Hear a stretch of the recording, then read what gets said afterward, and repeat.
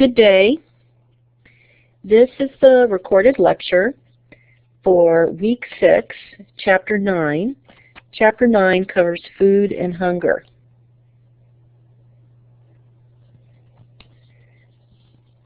At a growing number of colleges and universities, students are starting to speak up about becoming local eaters. One term for the idea is locavore.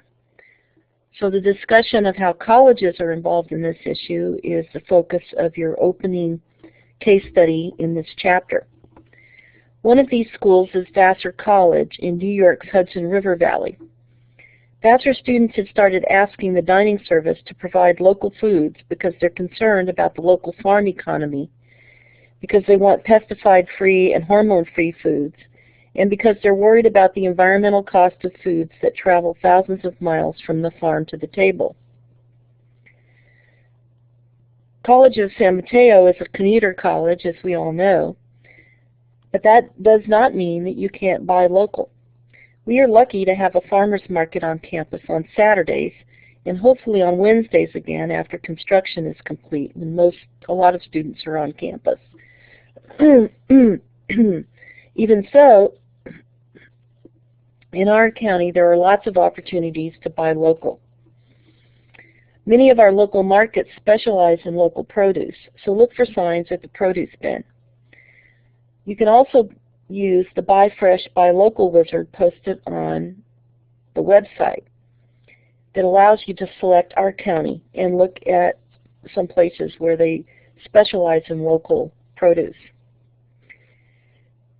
In the case study, read about how student action is changing how institutions buy and serve food.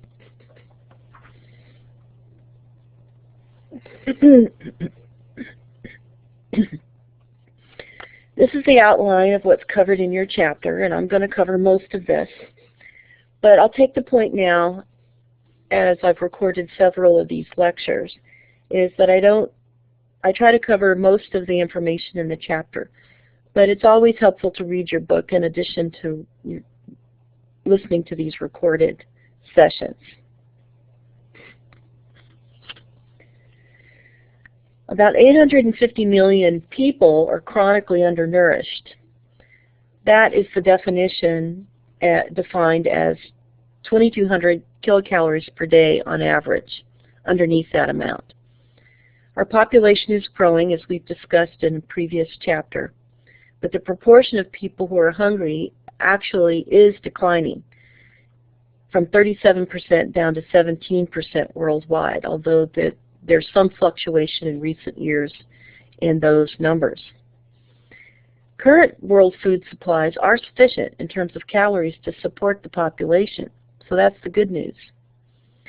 Current levels are about 2,800 kilocalories per person, and the projections are average out to about a little over 3,000 kilocalories per person.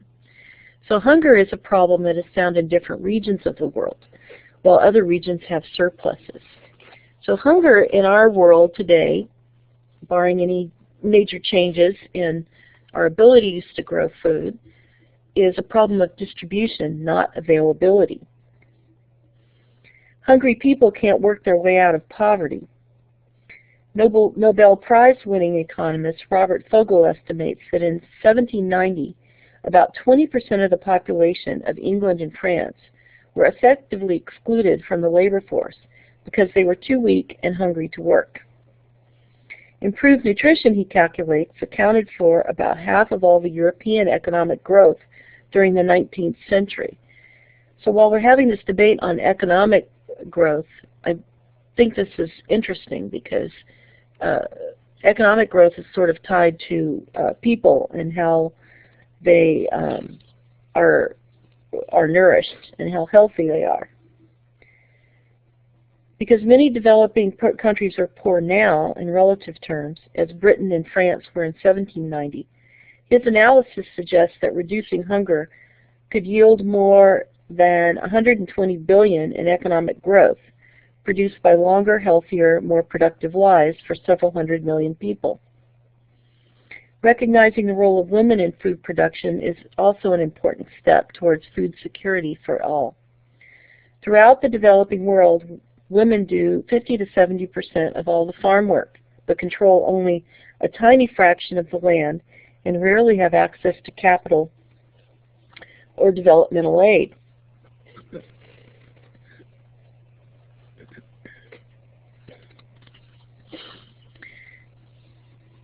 This figure in your book shows the changes in numbers and rates of malnourishment by region from 1969 up to 2004. Despite bountiful production, more than 850 million people in the world today are still considered chronically undernourished, based on the previous slide. That means getting less than the minimum 2,200 kilocalories on average. This number represents a tragic and persistent problem. Moreover, the number has risen in recent years after a steady decline in the 1980s and early 1990s. You may want to compare the graphs here and the discussion here with some of the population growth concepts we discussed in Chapter 7. This figure is a map of hunger around the world. In 2008, the United Nations reported these numbers, about 850 million people. Africa has the largest number of countries with food shortages, as you can see from this map.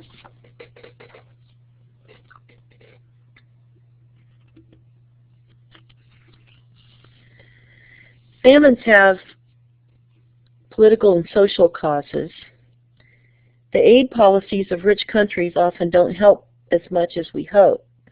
Despite our best intentions, aid often serves as a way to get rid of surplus commodities rather than stabilize local food production in the recipient countries.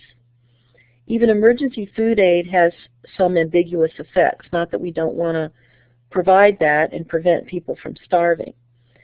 Herding people into feeding camps can badly destabilize communities, and crowding and lack of sanitation in these camps exposes people to epidemic diseases.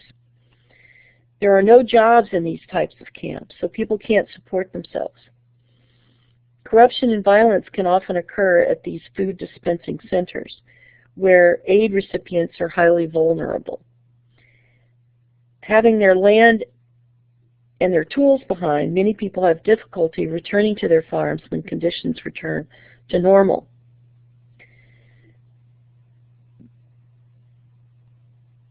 Killing of aid workers, also trying to solve food and other health-related problems, is a persistent problem. For example, in Somalia, in December 2011, 2 United Nations aid workers and a third colleague were shot to death in a town in central Somalia. The United Nations workers who specifically worked for the World Food Program had been monitoring distribution of food in camps for internally displaced people. United Nations operations that do distribute food were temporarily suspended.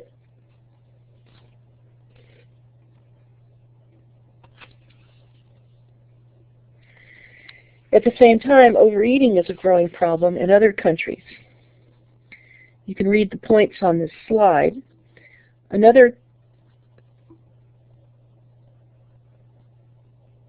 And these different points are important to look at in terms of this imbalance of food, and particularly quality food.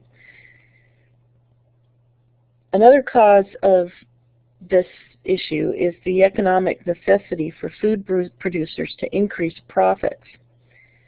When we already have plenty to eat and when food prices are low, food processors struggle constantly to ensure continuous growth in production and profits. So there's an economic pressure to kind of make processed foods. Manufacturers can achieve better profits with value-added products instead of selling plain oatmeal at, say, 50 cents a pound. A manufacturer can convert oats to flavored, sweetened, instant, microwavable oatmeal for $2.50 a pound. Better yet, oats processed into sweetened toasted oat flakes can bring $5 a pound. The increases in these foods of sugar and fat content and exposure to advertising also encourages us to consume more than we might really need. Paradoxically, food insecurity and poverty can also contribute to obesity.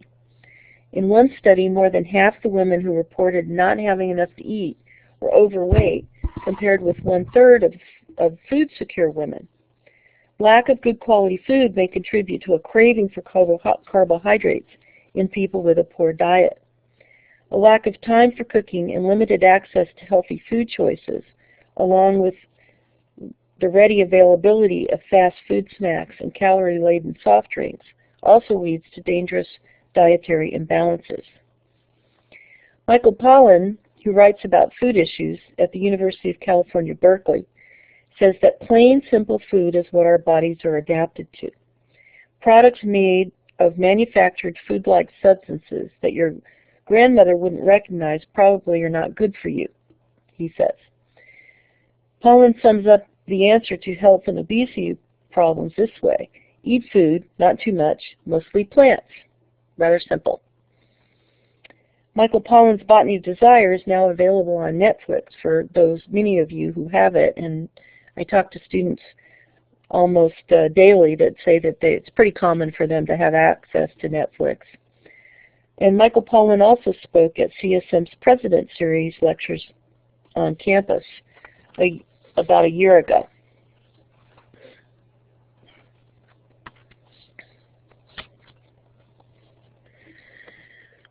While nearly 1 billion people are chronically undernourished, people in wealthier countries then are at risk of eating too much. So you can see from this chart that looks at percentage overweight during different time intervals, how these imbalances occur.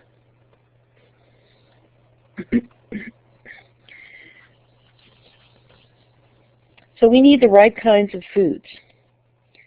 Your book presents the Harvard Food Pyramid, which is the latest information based on Harvard research about what kind of diet we need. Although recently those guides have been replaced with a system called MyPlate. It was first introduced by the USDA in 2011. This is a slide showing the USDA's MyPlate symbol and the relative percents of types of foods that you're supposed to eat. The thinking now is to show it on a plate that's a little bit easier for most of us to understand. Harvard, on their website, has come out with their version of the MyPlate. So you can see that. You can look up their information as well on the internet. There's always debate about how to present a healthy diet.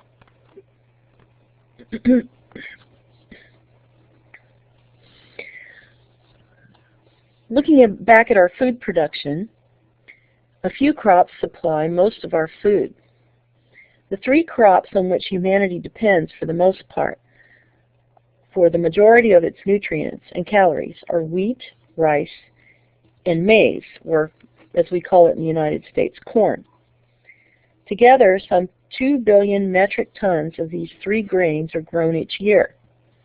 Wheat and rice are especially important as the staple foods for most of the 5.5 billion people in the developing countries of the world. These 2 grass species supply about 60% of the calories consumed directly by humans. Potatoes, barley, oats, and rye are staples in mountainous regions and high latitudes, such as Northern Europe and North Asia, because they grow well in cool, moist climates.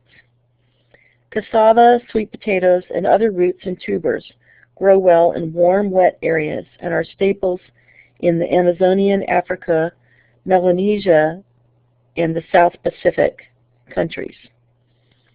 Barley, oats, and rye also can grow in cool, short-season climates. Sorghum and millet are drought-resistant and are staples in some of the dry regions of Africa.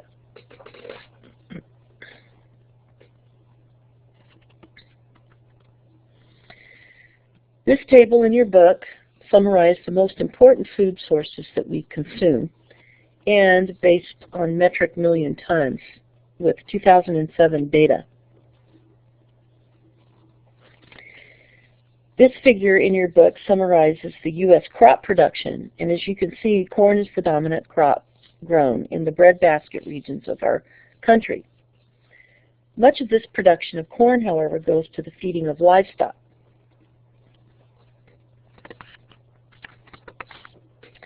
Now we're going to look at meat production.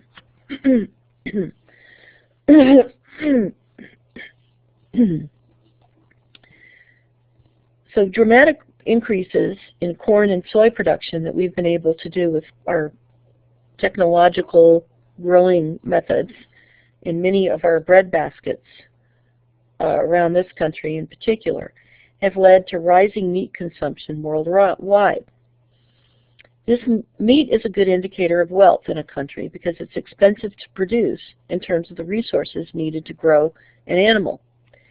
As discussed in Chapter 3, herbivores use most of the energy they consume for moving and growing, and only a portion of the energy consumed is stored for consumption by carnivores. As you recall, as you move up a food chain, there's less and less base to support the next highest level. A beef steer consumes over 8 kilograms of grain to produce 1 kilogram of beef, as shown in this figure. A number of technological and breeding innovations have made this increased production possible. One of the most important is the Confined Animal Feeding Operation, or CAFO, where animals are housed and fed, mainly on soy and corn, for rapid growth. These operations dominate livestock raising in the United States, Europe, and increasingly in China. You've probably been on a freeway and driven by one of these. There are a few on Interstate 5, as I recall. Animals are housed in giant enclosures with up to 10,000 hogs or 1 million chickens in enormous barn complexes, or 100,000 cattle in a feedlot. These systems require specially prepared mixes of corn, soy, and animal protein that maximizes the animal's growth rate. New breeds of livestock have been developed that produce meat rapidly rather than simply getting fat. The turnaround time is shorter too. A U.S. chicken producer can turn baby chicks into chicken nuggets after just 8 weeks of growth. Steers reach full size by just 18 months of age. These innovations allow us to produce more beef efficiently, but is it best for the environment? You may want to go back to this as we look at energy, especially if we look at growing corn for ethanol, and pollution, where we look at feedlots that are particularly problematic for organic pollution and methane releases, and also the problem of endocrine disruptors in our water supplies.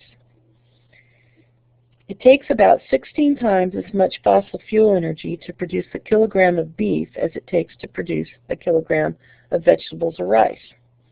The UN Food and Agricultural Organization estimates that livestock produce 20% of the world's greenhouse gases, more than is produced by transportation. Methane, which is a more powerful greenhouse gas, is produced by ruminants, which consume cellulosic foods like grass and ferment it in their special digestive systems.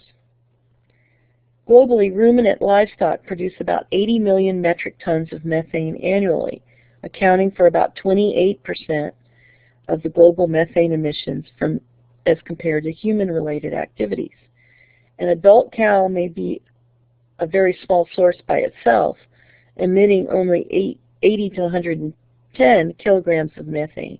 But with about 100 million cattle in the U.S. and 1.2 billion large ruminants in the world, Ruminants are one of the largest methane sources. In fact, by some estimates, Americans could cut energy consumption more if we gave up just 1/5 of our meat consumption than if all of us were to drive a hybrid electric Prius.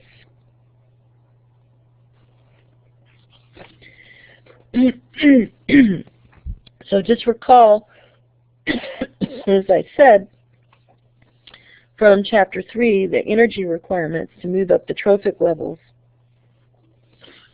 of different consumers. So one idea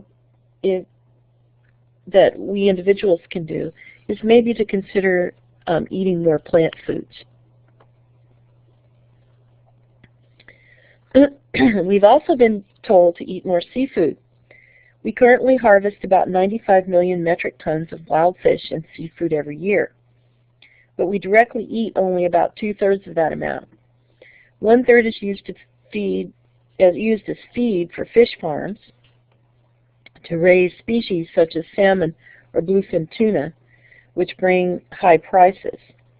Seafood is the main animal protein source for about 1.5 billion people in developing countries, although most of those people eat mainly locally caught fish. In wealthier countries, industrial-scale fishing provides most of the seafood we eat. Development of freezer technology on ocean-going factory ships since the 1950s allowed annual catches of ocean fish to rise about 4% annually between 1950 and 1988. Since then, all our major marine fisheries have declined dramatically, and most have become commercially unsustainable. We have continually talked about the problem of overfishing.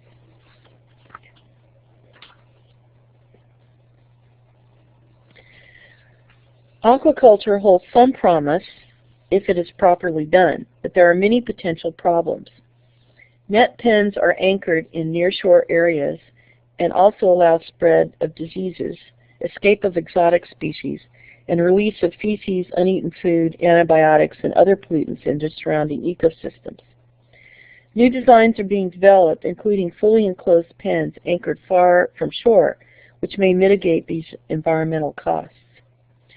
Note the MBA Seafood Watch that we've presented before also rates farm-raised fish to choose or to avoid because of some of these problems.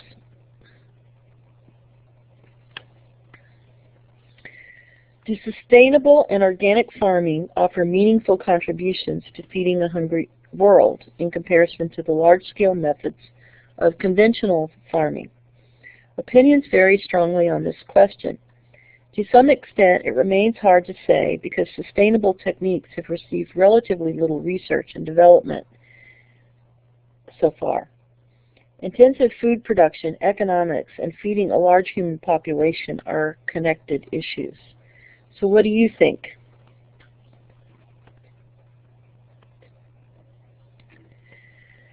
Rotational grazing is one idea that has been well studied and is gaining as a means of improving sustainability of meat production. Rotational grazing means that you properly graze by allowing a pasture to rest between grazing episodes, and there are different techniques that are used in different types of grasslands. But you can see this electric fence here dividing a pasture at rest versus a pasture that is in rotation, that is with cattle in it. In spite of the discussion about meat and some of its drawbacks, about 50% of the world's lands are grass or rangelands, which are unsuitable for agriculture. Grazing animals are the only life form that can convert grass or browse vegetation to foods that humans can eat.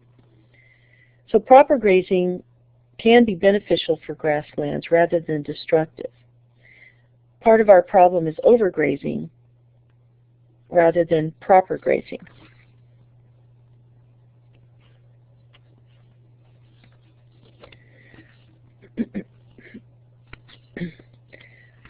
Although at least about 3,000 species of plants have been used for food at one time or another, most of the world's food now comes from about 16 species. So think about that for a minute. The world's population is somewhat dependent on just 16 species of foods. There's considerable interest in expanding this number and developing new varieties for a lot of sustainable ecosystem and health reasons. Are you willing to try something new and different? I struggle with this question myself. But when I was young, you never saw edamame or soybeans in the market, but you can find them now. I had no problem introducing them to my children, and I rather like them myself. Would you be willing to try a new food product?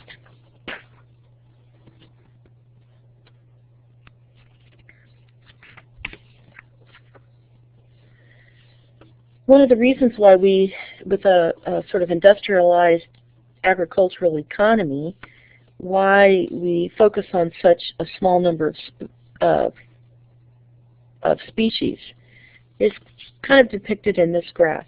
This graph is a useful concept. The Green Revolution miracle crops are what we call high responders, meaning that they have excellent yields under optimum conditions.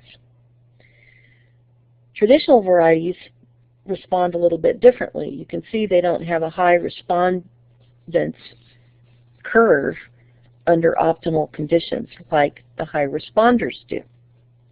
For poor farmers who can't afford the fertilizer and water needed by high responders, traditional varieties, though, may produce better yields.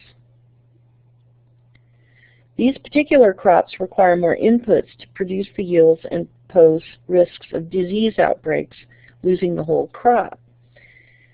Part of the Great Potato Famine in Ireland was due to the selection of just one variety of potato that was grown exclusively. So when the disease got into the potato crop, there were no alternatives.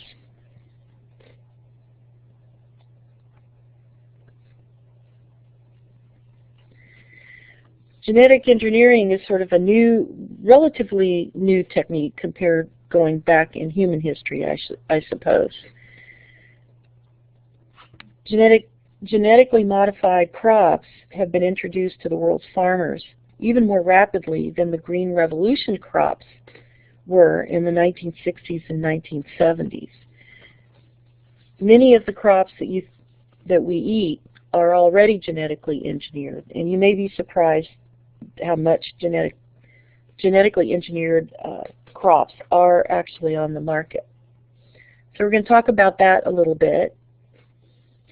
This is a slide that diagrams the process of how many plant crops are engineered.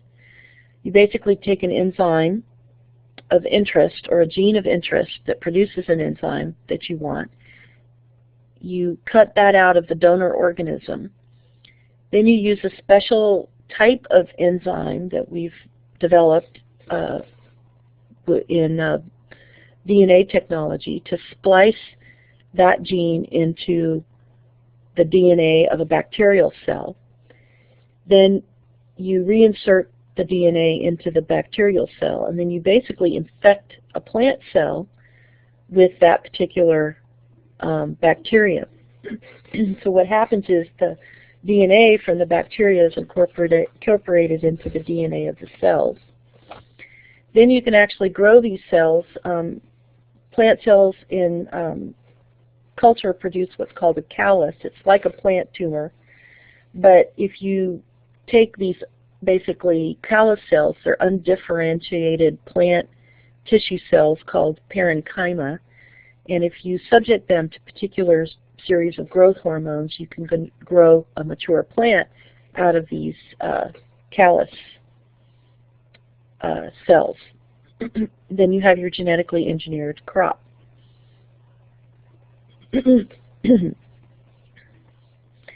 So this diagram presents the growth of genetically engineered corn, cotton, and soy in the United States.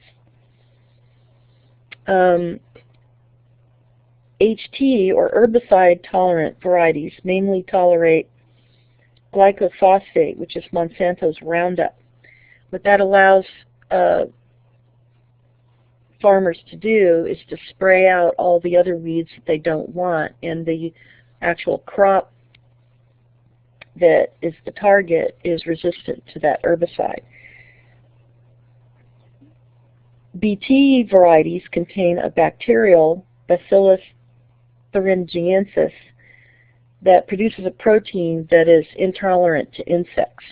So when insects try to feed on these Bt crops, the insect larvae don't survive. So this is the growth of some genetically engineered crops from 1996 to 2010.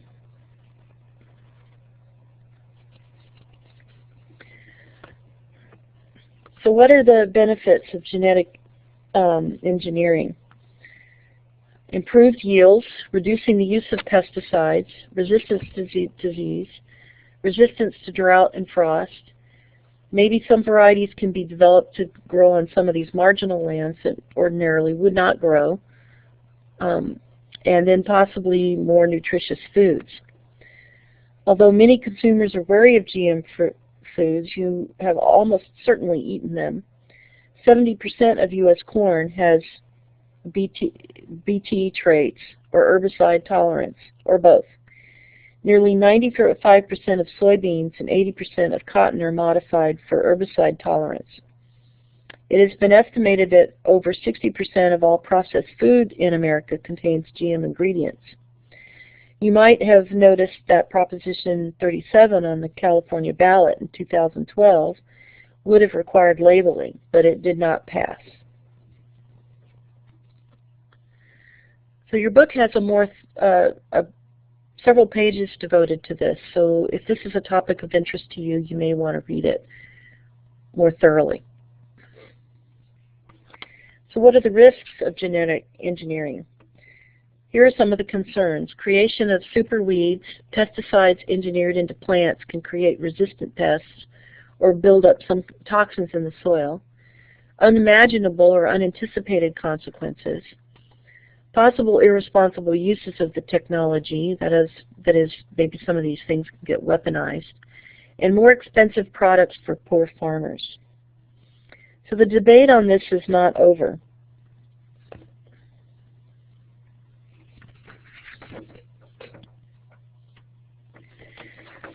So this slide summarizes some of the debate points. Consumer groups worry about unforeseen consequences arising from these novel combinations of genetic material, and they've been dubbed Frankenfoods. Industry groups accuse their critics of blindly opposing new technology. Often the unease with genetic modification is a feeling that it simply isn't right to mess with nature, and maybe it's not. Putting novel genes into the food we eat makes many people uncomfortable. Is it merely fear of science, or is it a valid ethical issue? Most European nations have bans on genetically engineered crops on the grounds that their effects are poorly understood. The United States has filed a suit at the World Trade Organization claiming that European policies constitute an unwarranted restraint on trade. The U.S. Food and Drug Administration, meanwhile, has declined to require labeling of foods containing genetically modified organisms, saying that these new varieties are substantially equivalent to related varieties bred via traditional practices. After all, proponents say we have been moving genes around for centuries through plant and animal breeding.